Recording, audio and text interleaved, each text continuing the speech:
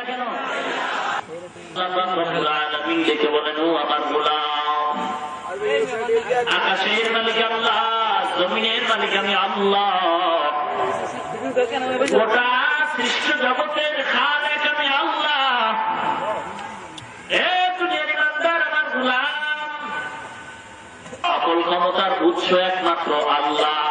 সকল ক্ষমতার উৎস যদি বলা হয় জনগণ, কথাটা বেঈমানি কথা, কথাটা কুফরি কথা, কথাটা ধর্ম বিরোধী কথা, কথাটা মুসলমানদের বিরুদ্ধের কথা, আহলে সুন্নাত ওয়াল জামাতের বিরুদ্ধে কথা, নবীর বিরোধী কথা, কোরআন হাদিসের বিরোধী কথা।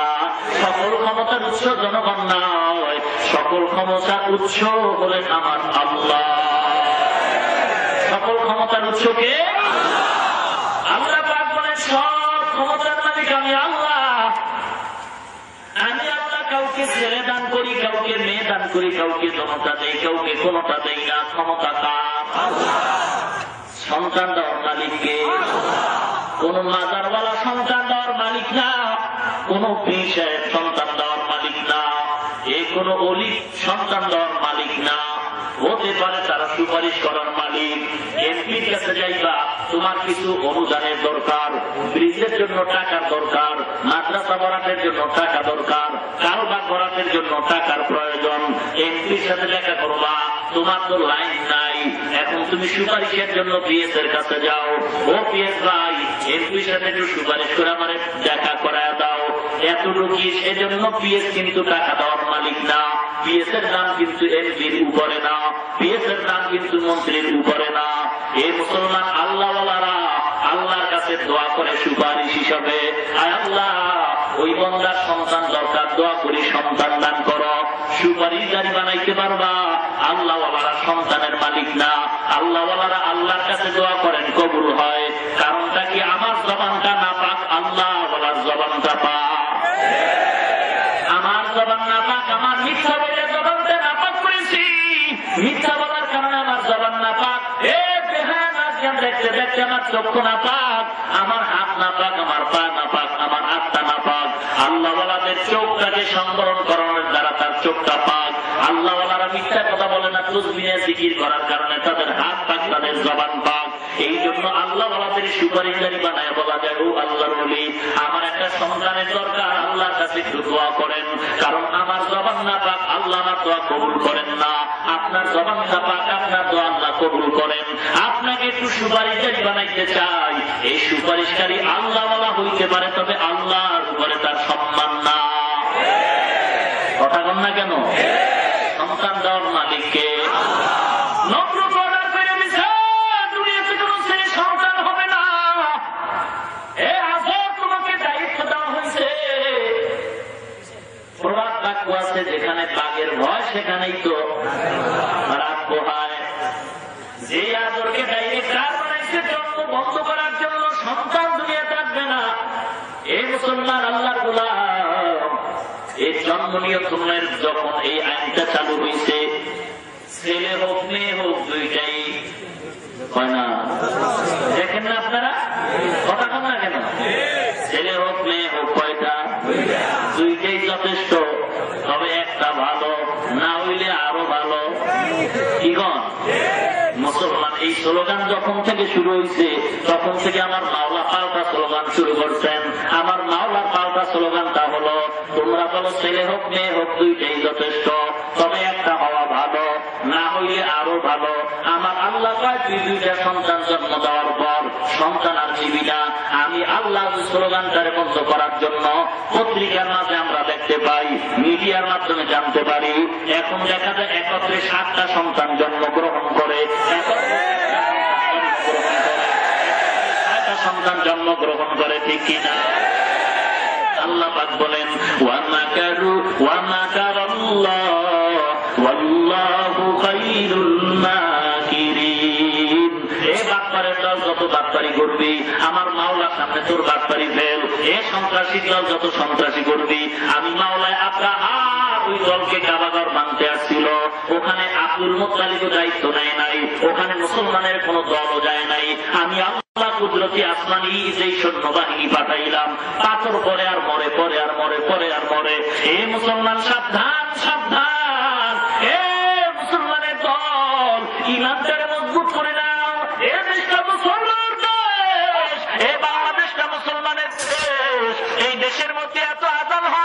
এত মুয়াজ্জিনের আযান হয়, এ মাওলার মাটির মধ্যে আল্লাহর নামের জিকির করা হয়, এত বয়ান করা হয়। এই বাংলাদেশের মধ্যে তো কোনো নাপাক আইসা টিকতে পারে না। এই মুসলমান কেন টিকে? আমাদের জিব্বাটা নাপাক হয়ে গেছে। আমরা একদিকে জিকির করি, আবার ডক্টর ইউনূসরে আব্বা আব্বা কয়া ডাকি, ঠিক কিনা?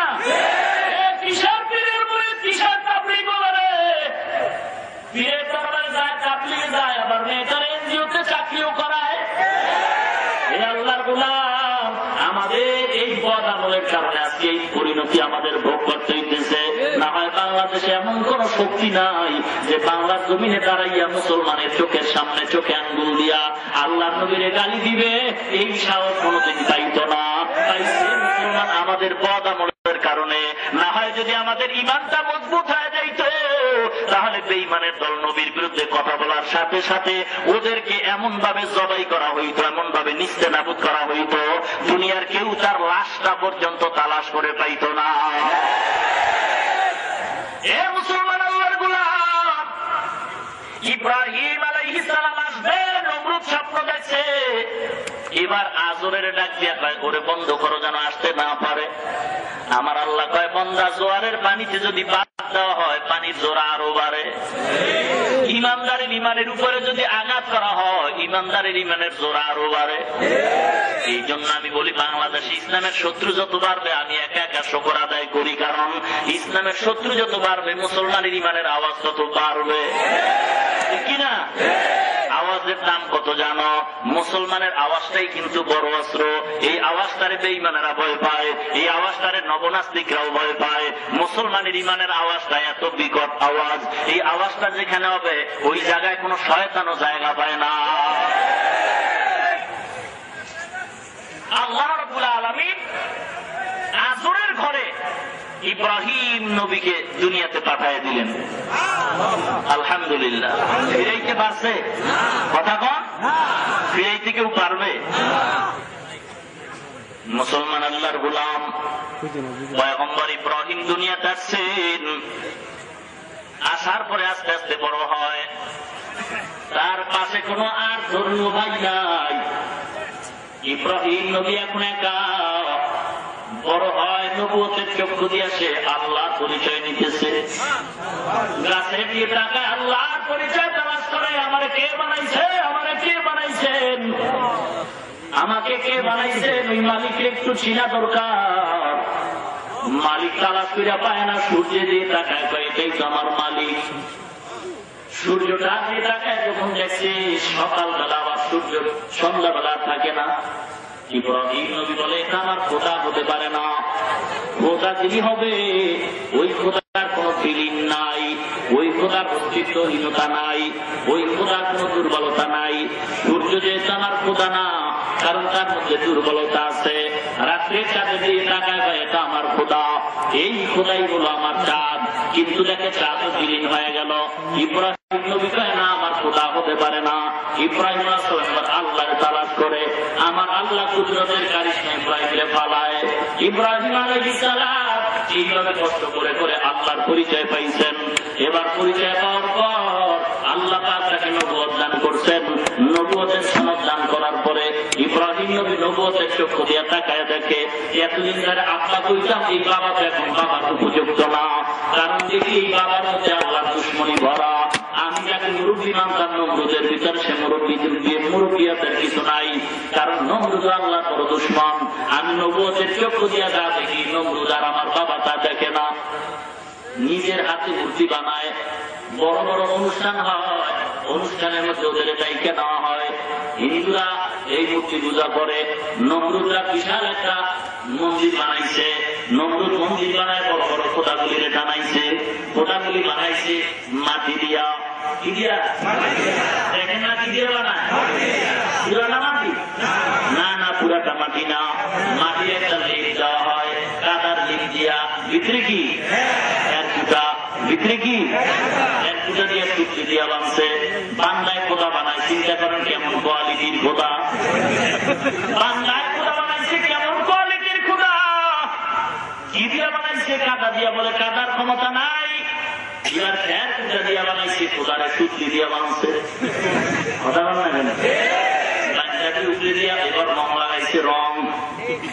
আসেনি? রং টং লাগায় দেখে এখন খোদা কথা নয় না, জিন্দা হয় নাই। কারণ জিন্দা হইলে তো খোদা হাঁটবো আর কথা কইব আর দাঁড়াইব। খোদারে দাঁড় করা দিলে গাইতে বোঝা যায়। এবার খোদার ভিতরে রুহু ঢুকানোর দরকার। এই পাল্লায় বন্দার ভিতরে রুহু ঢুকায়, আর ওদের ধর্মের ভিতরে বন্দায় খোদার ভিতরে রুহু ঢুকা। ইডিয়া বিশাল বাস কি রুহু ঢুকাই তৈরি খোদার মধ্যে, বাংলায় বাদ দিয়ে খোদার ভিতরে রুহু ঢুকায়। পিছনে যখন একটা বাস লাগাই দিচ্ছে, বাসের খুঁটা ভিতরে আছে খেয়ার খুঁটা। এবার খোদারে দাঁড় করাইছে, হাত দুইটা বানাইছে। একজনের কাছে 2 হাত দিয়ে খোদায় পারবো না আমরা, যে পেয়ার 10 হাত বানা দরকার বানাইছে নি, খোদা বানাইছে। এই বানাইতে বানাইতে একটা পেয়ার যদি কইরেই পালাইছে, পেয়ার যদি করার সাথে সাথে খোদায় ঘেরের উপরে ঘাড়ের উপরে পাওয়ার আছে। লাঠি দেওয়ার সঙ্গে সঙ্গে ওই বদমাইশের জিব্বা দ্বারা বাইর হয়ে গেছে, দেখছেন নি?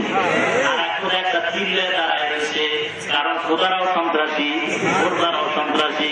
বেতাল করবে দিমু তো দিমু, তুই দিবি তো আমিও দিমু, রেডি হয়ে গেছে। মুসলমান আল্লাহর গোলাম বেচারা মেয়ে জন্ম দিছে, বিবাহ দিবে জামাই পায় না, মেয়ে দিয়ে দিব কি পায় না, জামাই পায় না। কি ব্যাপার, জামাই কি কোনো অভাব আছে? না না না, জামাই তো পাই, দেখি সব হলো চোরের দল। কি করি, কাকে মেয়ে দিয়ে দিবে, এমন তো ভালো জামাই নাই, সব চোরের দল। কাকে দিব, মেয়েটা বিবাহ দেওয়া দরকার, ভালো একটা জামাই দরকার। কিন্তু না না, ভালো জামাই পাওয়া যায় না। বাবা সিদ্ধান্ত নিল মেয়েটার যৌবনকে নষ্ট করে কোনো লাভ নাই, এবার বুদ্ধির আশ্রয় নিয়ে মেয়েটার বিবাহের ব্যবস্থা করি। কিভাবে? চোর ছাড়া যেহেতু কোনো জামাই পাওয়া যায় না, তাহলে এমন একটা লোকের কাছে দিব যেটা চোরের লিডার। এর কাছে যদি মেয়েটা দেওয়া হয়, মেয়েটা আমানত থাকবে, মেয়েটার ইজ্জত নষ্ট হবে না। এই চিন্তা করিয়া চোরের লিডারের কাছে প্রস্তাব দেওয়া হয়। চোরের লিডারের কাছে প্রস্তাব দেওয়ার পর চোরের লিডার মেয়েটার যেই রাজি হয়ে গেল। বিবাহের অনুষ্ঠানের মধ্যে হাজির। চোরের লিডারের সাথে কত ভক্তবৃন্দ আসছে, পরিবার সব পরিবার নিয়ে শ্বশুর বাড়ি আছে মেয়েটাকে নেওয়ার জন্য। বিবাহ কমপ্লিট হয়ে গেছে, খানার অনুষ্ঠান। এবার শ্বশুর নিয়ে রেডি হয়ে গেছে, খানা দিবে জামাই প্লেটে, বড় ভালো খানা তৈরি করা জামাই প্লেটে আগে দিবে। এবার বরের সাথে জামাই সেটা আরো লোক বসা, সবার প্লেটে খানা দেয়, জামার প্লেটে খানা দেয় না। খানা না দিয়া শ্বশুর নিয়ে প্লেটটা সামনে নিয়ে 5টা আঙ্গুল সোজা করে তারপরে গালের কাছে নিচ্ছে। কি ব্যাপার বুঝলাম না, নতুন জামাইকে খানা দিবে, খানা না দিয়া এমন দিয়ে তুমি শ্বশুরে কেন করলো? 5টা আঙ্গুল দিয়া খানার প্লেটটা সামনে গালের কাছে ধরছে। মনে হয় চর দিবে দিবে ভাব, এখনো দেয় না। মুড়িদাররা কয় সারে যদি এখন অর্ডার দেয় তাহলে লইয়া বলুন, খানা পরে খামুন। লিডারটা করে না, আগে খা, খাইয়া, কারণ মারপিট করলে তো শক্তির দরকার। পরে খা, খাইয়া লয়ে তারপরে কথা বল। লিডার কিন্তু বুদ্ধি কম না। শ্বশুর মিয়া যখন 5 আঙ্গুল সোজা করছে, জামাই মিয়া আঙ্গুলটারে পুষ্টি বানাইয়া শ্বশুর মিয়ার নাক বরাবর করছে। দিবি তো দিব। हकीकत से तो दुनिया में खबर है, दुनिया की नुमाइश पर नजर है।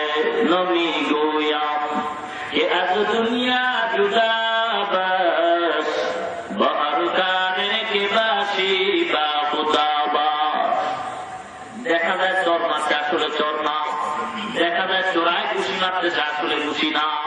হাকিকতের মধ্যে ডুব দাও। মুসলমান ভিতরে অনেক শিক্ষণীয় ঘটনা আছে। জামার সামনে শ্বশুর তেমন করতে পারে না, কেন করলো? অবশ্যই কারণ আছে। শ্বশুরের সামনে তো নতুন জামাই এমন করতে পারে না, কেন করছে? ভিতরে আসলে একটা কারণ আছে। উদ্দেশ্য দুজনের খারাপ উদ্দেশ্য না, শ্বশুরের উদ্দেশ্যটাও ভালো, জামাইকে নতুন সবক দেওয়া। জামাইয়ের উদ্দেশ্যটাও ভালো, শ্বশুরের সবকটারে গ্রহণ করা। বিস্তারিত আলোচনা পরে মুসলমান আল্লাহ নিজের আকলটারে খাটাও। আল্লাহ পাক তো মানুষকে শ্রেষ্ঠত্ব দান করছেন। ইব্রাহিম নবী আল্লাহর পরিচয় পায়, একদল মানুষ শুধু আল্লাহ তালাশে ঘুরতে থাকে। আল্লাহ কোন জায়গায় পাওয়া যায়? আল্লাহ আমার কে বানাইছেন? আমি যে এত কথা বলি, কথাগুলি কোন মেশিন থেকে সাপ্লাই হয়? এই গবেষণা করে একদল আল্লাহর পাগলরা চিন্তা ভাবনা করে এই কথা বলার মালিককে। আমার কণ্ঠের আওয়াজ এত সুন্দর কে বানাইছে? আমি এত সুন্দর খানা খাই কে তৈরি করছে? ওই বান্দা তখন আল্লাহ দরবারে দোয়া করে, রব্বানা মা খালাকতা হাযা বাতিলান সুবহানাকা ফাকিনা আযাবান নার। আমাদের উপকারের জন্য বানাইছো। যারা আজকে আল্লাহর গালি দেয়, দেয়ার ইজ নো গড, জাইনাতিকের দলেরা আল্লাহ মানে না, মরণ বিশ্বাস করে না। ওরা কোনদিন কিন্তু সূর্যের মালিক ওরা তাও বলে নাই। সূর্যের মালিক আল্লাহ মালিক তাও ওরা স্বীকার করে। জমিনের মালিক ওরা দাবি করে না, আসমানের মালিক দাবি করে না। বুঝা গেল এটার মালিক একজন আছে। নাস্তিকদের জবাব একটা, আমাদের জবাব আর একটা। নাস্তিকরা বা এগুলির মালিক হলো প্রাকৃতিকের মাধ্যমে, প্রাকৃতিক ভাবে সব তৈরি হয়েছে। আমাদের জবাব হলো এর মালিক আল্লাহ। এখন ওদের জবাবের প্রশ্নটার জবাব হইল, বলো তোমরা যারা বলবা প্রাকৃতিক ভাবে হইছে, বলো প্রাকৃতিক একটা বস্তু, বলো ওই বস্তুটার স্রষ্টাকে। জবাব দেওয়ার কোন শক্তি নাই, আছে? মুসলমান এই জন্য সাবধান, আল্লাহ নিয়ে কোনো ফিকির করো না, আল্লাহর গোলাম নিয়ে ফিকির করো। ইব্রাহিম আলাইহিস সালাম নবুয়ত পাইছেন, নমরুদ রাইগুলি বানায় পূজা করে। এবার মেলায় রওনা হয়ে গেছে, লম্বা ঘটনা। এবার ইব্রাহিমকে ডাক দেওয়া হয়, আজও চলো, আজও ডাক দিতে আমি যাবো না, আমি অসুস্থ। সবাই চলে গেছে মেলায়। মন্দিরের ভিতরে ইব্রাহিম নবী ঢুকছেন। দুইটা থেকে সব খোদারা দাঁড়াই আছে, সুন্দর সুন্দর শাড়ি পরানো। কি পরানো? শাড়ি বানাইছে খোদায় না বান্দা? শাড়ি বানাইছে, ফল পুরোটাই দিছে। এবার রাত্রিবেলা দেখবেন দিয়ে কান্দে, দোলে বাড়ি যায়, হারমোনিয়াম বাড়ি দিয়ে আবার গভীর রাত্রে কান্দে। কারণ গভীর রাত্রে কান্নার দাম বেশি, হিন্দুরাও জানে, রবীন্দ্রনাথ ঠাকুরও জানে গভীর রাত্রের কান্নার দাম কত। অতিও গভীর হয় রজনী যখন, নীরবে প্রভুর নাম জপিও তখন। অতিও গভীর হয় রজনী যখন, নীরবে প্রভুর নাম জপিও তখন। প্রভুর করুণা যদি পাইবারে চাও, গভীর রাতে উঠে প্রভুর গুণগান গাও। হৃদয়ে থাকিবে যার নম্রতা সদা, রহমত আসিবে সেটা প্রভুরতা। বড়র বড়াই থাকলে দিলে রহমত আসবে না, নিজেকে নিজে ছোট মনে করে বসা দাও। উঁচু জমিন থেকে পানি নিচু জমিনে যায়, তেমনি কোথার রহমত আছে নম্রতার হৃদয়। ভোগ বিলাসের বাড়ি গাড়ি পরে রবে সব, ভোগ বিলাসের বাড়ি গাড়ি পরে রবে সব। থাকতে সময় স্মরণ করো আল্লাহ আমার রব, থাকতে সময় স্মরণ করো আল্লাহ আমার রব। আমাদের রবকে মুহাব্বতে ডাক দিয়ে বলেন কে? বলেন কে? ربنا الله ثم استقاموا فلا خوف عليهم ولا هم يحزنون। আল্লাহকে যারা রব বলে স্বীকার করে বন্ধু বানাইছে, আল্লাহ পাক বলে আমরা তোর জিম্মাদার হয়ে গেছি, চিন্তা নাই, কোনো ভয় নাই। ওয়ালা তাহিনু ওয়ালা তাহজানু ওয়া আনতুমুল আ'লাউনা ইন কুনতুম মুমিনিন। डरते नहीं दुनिया में मुसलमानों किसी से, डरते नहीं दुनिया में मुसलमानों किसी से, जब मिल जाती है दौलत ईमान नबी से, जब मिल जाती है दौलत ईमान नबी से। तौहीद दूसरी नाम अमानत है हमारा, आसान नहीं मेटाना नमो निशा हमारा, आसान नहीं मेटाना नमो निशा हमारा। बातिल से दबने वाले आसमानों नहीं हम, सुबार कर चुका है तू इम्तिहा हमारा, सुबार कर चुका है तू इम्तिहा हमारा। আমরা বাতিলরে ভয় পাই না, আমরা বেয়াদবের জাত না, আমরা সম্মান করতে জানি, আমরা আদব রক্ষা করে চলি, আমরা সবাইকে সম্মান করি, আল্লাহর কসম সবাইকে সম্মান করি, আল্লাহর কসম তবে কাউকে ভয় করি না। আমরা সবাইকে সম্মান করি তবে কাউকে ভয় করি না। তবে সম্মান কতক্ষণ চলবে? সম্মানের সীমা আছে। আমরা সম্মান করবো কতক্ষণ? টুপিওয়ালা টুপি মাথায় থাকবে যতক্ষণ। আমরা করবো কতক্ষণ?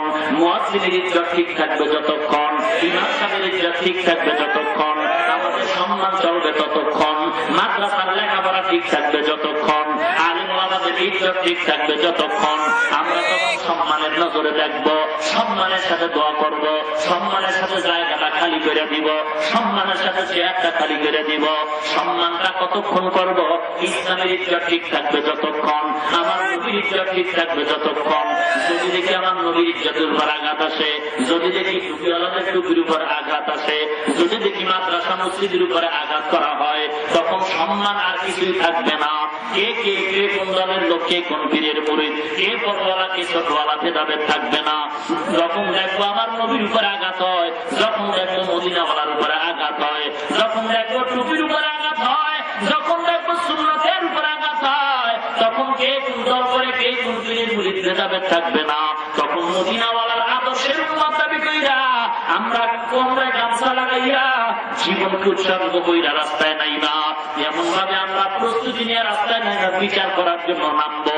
নবীর দুশ্মনকে খতম না কইরা আমি টুপিওয়ালা ঘরের দরওয়াজায় ফিরে যাব না।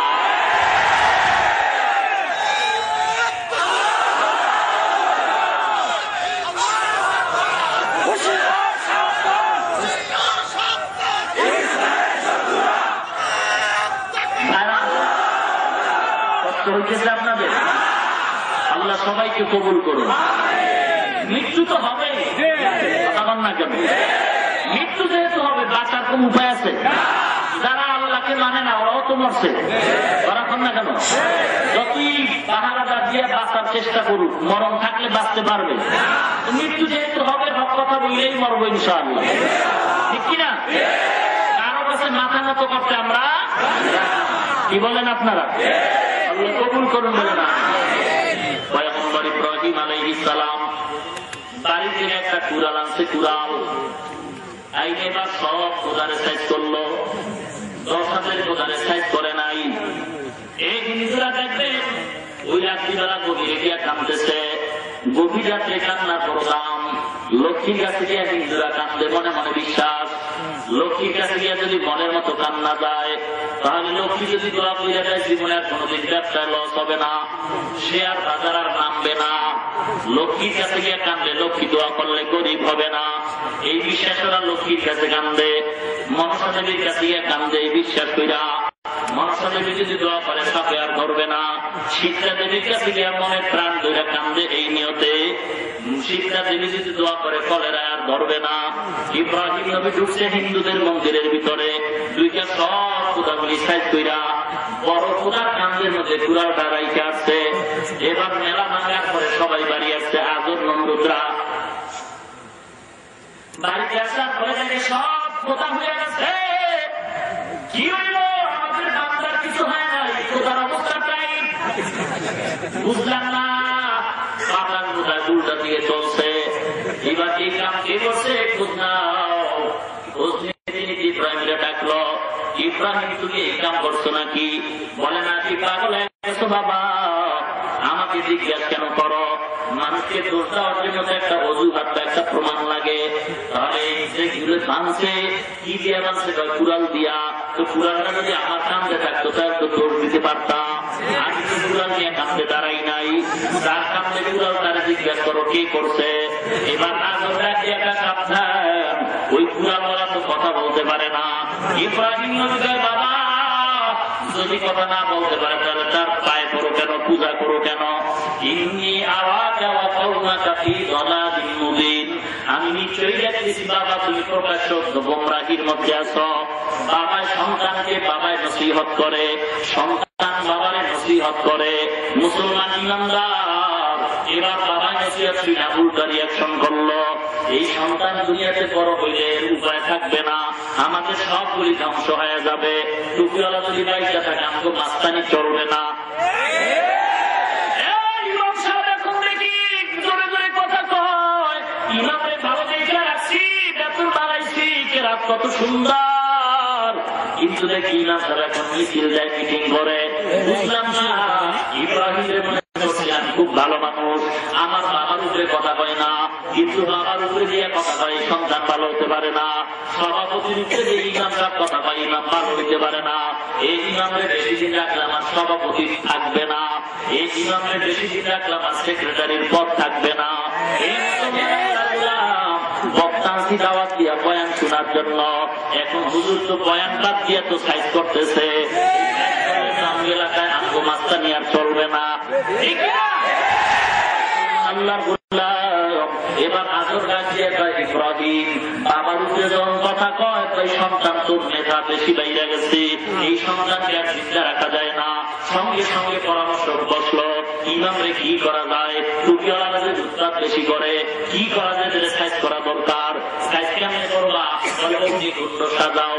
ইব্রাহিমকে জন্ম করার জন্য পড়ায় গেল, টুপিওয়ালাদেরকে কেমনে সাইজ করবা, হয় টুপিওয়ালারা মাতবাড়ি করে কোন বুঝি দিয়া, হয় কোরআনের মেডিসিন দিয়া, আর কি বুঝি দিয়া, নবীর সুন্নতের হাদিসের মেডিসিন দিয়া, হয় এগুলি কোন জায়গায় পাওয়া যায়, হয় এগুলি মাদ্রাসায় পাওয়া যায়, বা পাইছি পাইছি মাদ্রাসার পরে আগুন জ্বালাও, মাদ্রাসা বন্ধ হয়ে গেলে টুপিওয়ালার পুঁজি আর থাকবে না, আলেমদের পুঁজি বন্ধ হয়ে যাবে, কোরআনের ঘরে আগুন লাগাইলে মাদ্রাসা বন্ধ হয়ে গেলে টুপিওয়ালারা হক কথা বলার সুযোগ পাবে না, কোরআনের শিক্ষা পাবে না, সবগুলি আমাদের মতো হয়ে যাবে, সবগুলি আমাদের গোলাম হয়ে যাবে। এই চিন্তা চেতনা দিয়া এগুলি কুণ্ড সাজাইল। আমার আল্লাহ ডাক দিয়া কয়, আমার গোলাম আগুন জন্য ষড়যন্ত্র করতেছে গো, ইব্রাহিম আমাকে ভুলে না, যেই বন্দা আমাকে ভুলবে না আমি আল্লাহ ওই বন্দারে কখনো ভুলব না। চাই যেই বন্দারে মাওলার জন্য পাগল, আমি মাওলায় তার জন্য পাগল।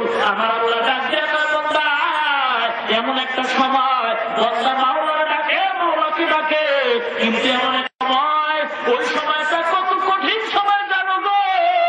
কোন টুপিওয়ালা যদি চোখের পানি চাইরা তুমি একটু দোয়া করে, যেই লাঠি দিয়ে হাত দিয়ে বাড়াবি টুপিওয়ালারে সাইজ করার জন্য, ওই লাঠি তোমার পিঠে উঠবো, যে অস্ত্র নিয়ে টুপিওয়ালার সাইজ করতে আগাইবা, ওই অস্ত্রই তোমার ধ্বংসের কারণ হয়ে দাঁড়াবে। মুসলমান ইমানদার ইব্রাহিমকে দমন করার জন্য অগ্নিকুণ্ড সাজায়, হুজুরদের দমন করার জন্য মাদ্রাসায় আগুন জ্বালাবার ষড়যন্ত্রে লিপ্ত।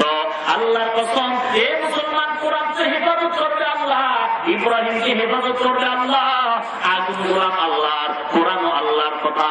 এই কোরআনের হেফাজতের দায়িত্ব আমার আল্লাহ দিয়েছেন। নবী বিদায় হয়ে গেছে ১,৫০০ বছরের উপরে হয়ে গেছে। নবী থাকা অবস্থায় কত দুশ্মনরা দুশ্মনী করলো, আল্লাহ কালামে একটা নকশার ভুল বের করতে পারে নাই। নবী বিদায় করে কোরআনের এখন কাজ দিয়ার নাই, এই কোরআনটা এখন আছে, কেউ কোনো ক্ষতি করতে পারে নাই। বরং কোরআন ক্ষতি করতে গিয়ে যারা হাত বাড়াইছে ওদের হাত ধইলে ফিরে গেছে, কোরআনের যারা পাও বাড়াইছে ওদের পাও ধুলে গেছে, কোরআনের বিরুদ্ধে গিয়ে যারা মেধা বাড়াইছে তাদের মেধা নষ্ট হয়ে গেছে, তাদের প্রেম সব হয়ে গেছে। মুসলমান আল্লাহর গোলাম, এই জন্য সাবধান সাবধান, টুপিওয়ালাদেরকে খারাপ ভাবিও না। ইব্রাহিম একা মনে করছে দমন করা সহজ, টুপিওয়ালাদের টাকা নাই, পয়সা নাই, পাড়ার বাড়ি গাড়ি কিচ্ছু নাই, এদের দমন করা সহজ না। না না, টুপিওয়ালা একা নয়, সর্বশক্তিমান টুপিওয়ালা আল্লাহর বন্ধু আছে। ইব্রাহিম একা নয়, ইব্রাহিমের সাথে আমার আল্লাহ আছে। আমার আল্লাহ ডাকছে, ইব্রাহিম কোনো ভয় নাই, আমি আল্লাহ তোমার বন্ধু, তুমি আমার বন্ধু, আমি আল্লাহ তোমাকে খলিলুল্লাহ টাইটেল দিলাম, তুমি আমার প্রিয় বস্তু। ওই ইব্রাহিম তোমার কোনো ভয় নাই, বাকিরা যত ভয় দেখা, ওই ভয় তুমি ভয় পাইও না, ওই ভয় আসলে কিচ্ছু না। আমাদেরকে জেলখানার ভয় দেখায় লাভ নাই, কারণ আমাদের পূর্বপুরুষরা জেলখানার আসামি হইয়া গেছে।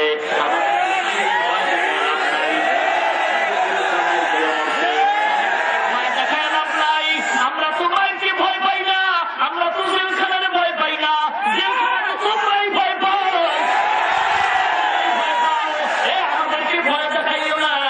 কারণ আমাদেরকে যদি জেলখানায় দাও আমরা হাদিয়া হিসাবে গ্রহণ করব। কারণ আইয়ুব আলাইহিস সালাম 18 বছর রোগ দিয়া রাখছে। শয়তান দিয়ে আল্লাহ তোমার আইয়ুব তোমার রোগের মধ্যে পয়দা ভুলে না। কি ব্যাপার? এ আইয়ুব তোমাকে ভুলে না, কারণটা কি? আইয়ুবের তুমি টাকা পয়সা বেশি দিছো, এই জন্য বেশি ইবাদত করে। আল্লাহ কয় না না শয়তান তোর কথা ঠিক না। আসলেই ঠিক। আমার আল্লাহ প্রমাণ করার জন্য আইয়ুবের সমস্ত সম্পদগুলি আগুন দিয়ে জ্বালায় দিলেন। শয়তান দিয়ে আইয়ুবরে কানে সেজদা করো, সেজদা করে লাভ নাই। যে খোদায় করে সম্পদ দিতে ওগুলি সব আগুন দিয়ে জ্বালায় দিতে।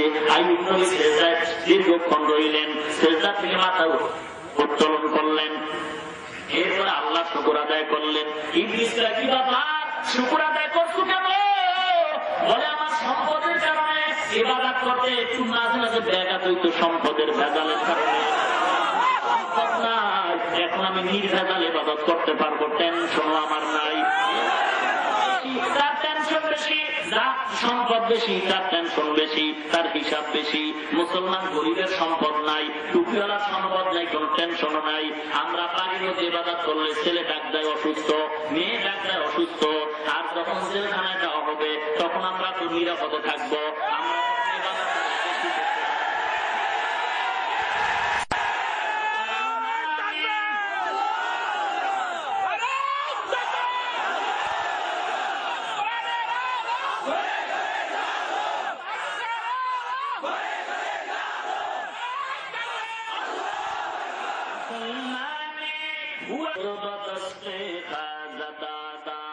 গরম